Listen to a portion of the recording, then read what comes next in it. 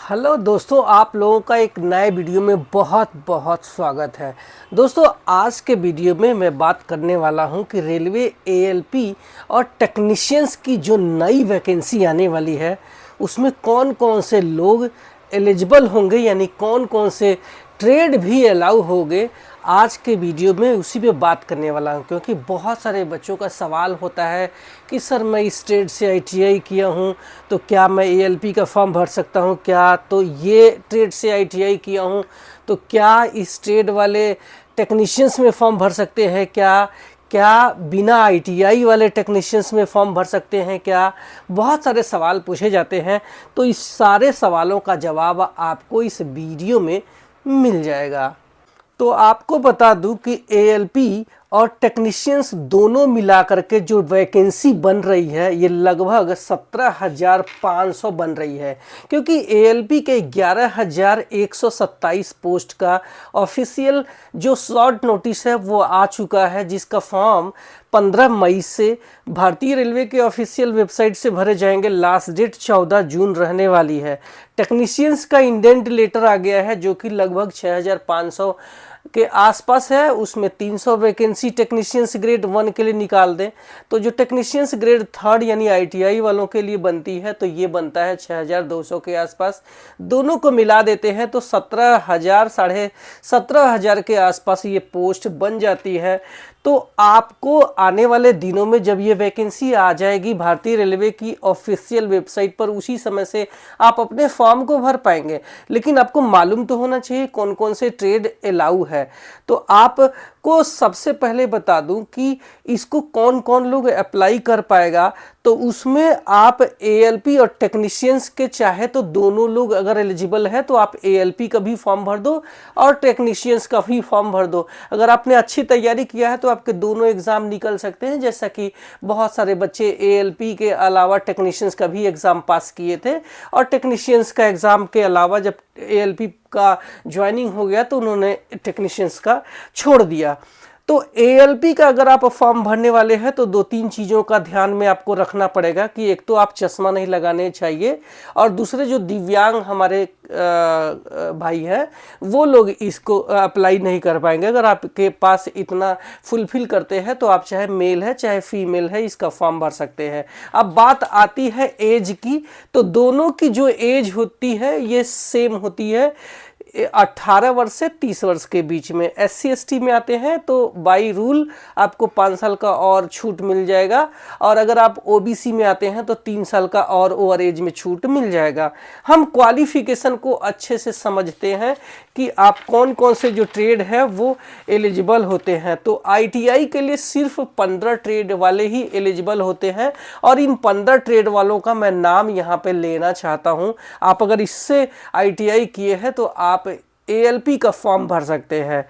पहला है इलेक्ट्रीशियन, दूसरा है फीटर, तीसरा है मशीनिस्ट, चौथा है वायरमैन, पांचवा है डीजल मैकेनिक, छठा है ट्रैक्टर मैकेनिक, सातवां है टर्नर, आठवां है मिलराइट मेंटेनेंस मैकेनिक, नौवां है मैकेनिक रेडियो एंड टीवी, 10वां है इंस्ट्रूमेंट मैकेनिक, 11वां है मैकेनिक मोटर व्हीकल यानी एमएमवी, 12वां है रेफ्रिजरेशन एंड एयर कंडीशन यानी RAC, और 13वां है, ठीक है, और 14वां है हीट इंजन, और 15वां है इलेक्ट्रॉनिक मैकेनिक। अगर आप इनमें से किसी भी एक ट्रेड से आईटीआई किया है और वो चाहे एनसीबीटी या फिर एससीबीटी से अप्रूव्ड कॉलेज रहा है तो आप इसका फॉर्म भर सकते हैं। अगर आप रेलवे से अप्रेंटिस किया है तो भी इसका फॉर्म भर सकते हैं।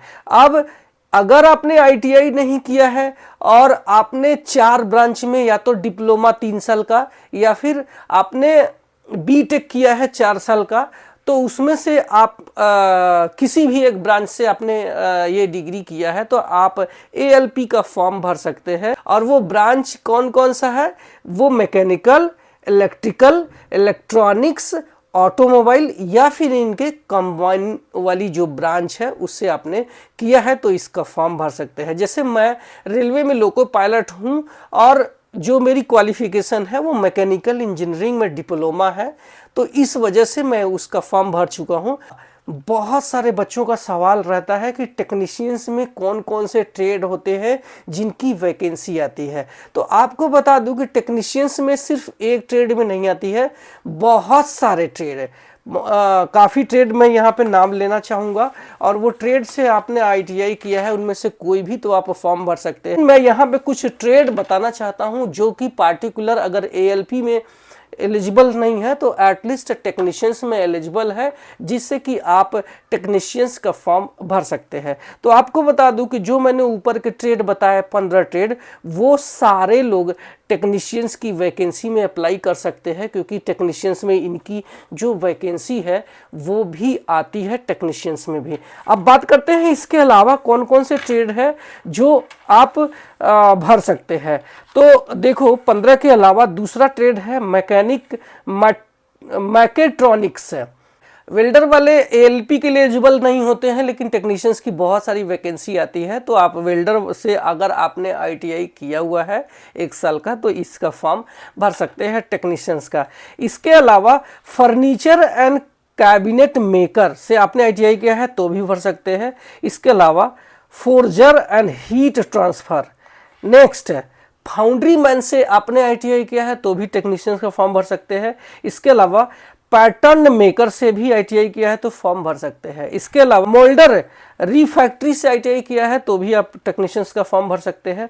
इसके अलावा carpenter, plumber, pipe fitter, CNG programmer cum operator, mechanic auto electrical and electronics, mechanic power electronics, tailor, ध्यान रखना टेलर वाली जो ट्रेड है इससे भी आप टेक्नीशियंस बन सकते हैं।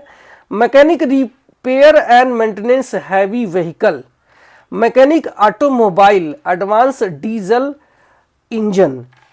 इसके अलावा पेंटर वाले भी अप्लाई कर सकते हैं। इसके अलावा operator advance maintenance tool, mechanic HTLT equipment and cable jointing. इसके अलावा क्रेन ऑपरेटर, इसके अलावा operator locomotive and train cranes. तो इससे आपने अगर आईटीआई किया है तो टेक्नीशियंस का फॉर्म भर सकते हैं। अब बहुत सारे बच्चों का सवाल ये आता है कि सर मैं कोपा यानी कंप्यूटर ऑपरेशन वाली जो प्रोग्रामिंग वाली जो ट्रेड है कोपा, उससे आईटीआई किया है तो क्या मैं टेक्नीशियंस का फॉर्म भर सकता हूं? तो देखो इसकी वैकेंसी नहीं आती है टेक्नीशियंस में। इसके अलावा बहुत सारे बच्चों का सवाल उठता है कि क्या ड्राफ्ट्समैन मैकेनिकल या फिर ड्राफ्ट्समैन सिविल है तो ये ट्रेड एलिजिबल है क्या? तो ये सब ट्रेड में वैकेंसी नहीं आती है जनरली। और आपने अगर इनसे आईटीआई किया भी है तो आपको एक और रास्ता बताता हूं कि आप रेलवे से अप्रेंटिस की जो वैकेंसी निकलती है उसमें आप अगर अप्रेंटिस कर लेते हैं तो सीधा सीधा रेलवे ग्रुप डी की जो वैकेंसी है उसमें 20% का जो है रिजर्वेशन आपको मिल जाता है, जिससे आपका easily selection railway group D में हो जाएगी। अब बात करते हैं कौन कौन से ट्रेड अगर आपका है तो आप देखना अप्रेंटिस की वैकेंसी में आती है तो अप्रेंटिस कर लेना। तो पहला है लैबोरेटरी असिस्टेंट, दूसरा है सीट मेटल, ये भी ब्रांच में बहुत सारे प्राइवेट वर्क में काम करते हैं। तीसरा है जो मैंने अभी बताया COPA computer operations programming assistant वाला। और नेक्स्ट है इंफॉर्मेशन टेक्नोलॉजी, एएलपी या फिर टेक्नीशियंस का फॉर्म नहीं भर पा रहे हैं तो इसका जो है फॉर्म आप भर सकते हैं ग्रुप डी का, वो भी अप्रेंटिस करके। अच्छा, बहुत सारे बच्चों का सवाल ये उठता है कि मैंने आईटीआई नहीं किया है तो क्या मैं एएलपी का या फिर टेक्नीशियंस का फॉर्म भर सकता हूं? तो आपको बता दूं कि आप एएलपी में नहीं जा सकते, एएलपी में आपको बहुत ज़्यादा ज़रूरी ही है टेक्निकल डिग्री, लेकिन आप टेक्नीशियंस में जा सकते हैं। बट आपके पास जो 12th में सब्जेक्ट है वो फिजिक्स केमिस्ट्री मैथ्स होना चाहिए, ओनली पासिंग मार्क रहेगा तो भी आप इसका फॉर्म भर सकते हैं, क्योंकि टेक्नीशियंस ग्रेड 3rd में आपका जो क्वालिफिकेशन मांगा जाता है वो 12th PCM मांगा जाता है, तो आप उससे फॉर्म भर सकते हैं। इसके अलावा अगर आपने टेक्नीशियंस ग्रेड 1 का जो है फॉर्म भरना चाहते हैं तो आपको एटलीस्ट BSc या फिर डिप्लोमा या फिर डिग्री होने चाहिए, जो कि जो ब्रांच है उसको समझ लो। BSc किया है तो आपका एक कोई सब्जेक्ट होना चाहिए फिजिक्स, या फिर आप ये जो ब्रांच है इलेक्ट्रॉनिक्स या फिर इंस्ट्रूमेंटेशन एंड कंट्रोल या फिर इंफॉर्मेशन टेक्नोलॉजी या फिर कंप्यूटर साइंस, इनसे अगर आपने डिप्लोमा या फिर बीटेक या फिर बीएससी किया है तो इसका फॉर्म भर सकते हैं। बीसीए वाले एलिजिबल नहीं होते हैं। और इसके अलावा जो फाइनल ईयर में है, अपने रिजल्ट का वेट कर रहे हैं, वो लोग भी इसमें एलिजिबल नहीं होते हैं। तो उम्मीद है कि मेरे जो ट्रेड वाइज और एलिजिबिलिटी क्राइटेरिया को अच्छे से समझ गए होंगे। समझ गए हैं तो लाइक करना है और अपने उन दोस्तों तक पहुंचा देना जिसको इसकी ज़रूरत है। आप मेरे चैनल पे पहली बार आए हैं तो सब्सक्राइब करके जाना, क्योंकि मैं यहाँ सिर्फ आपके फ़ायदे की बात करता हूँ। Thank you so much.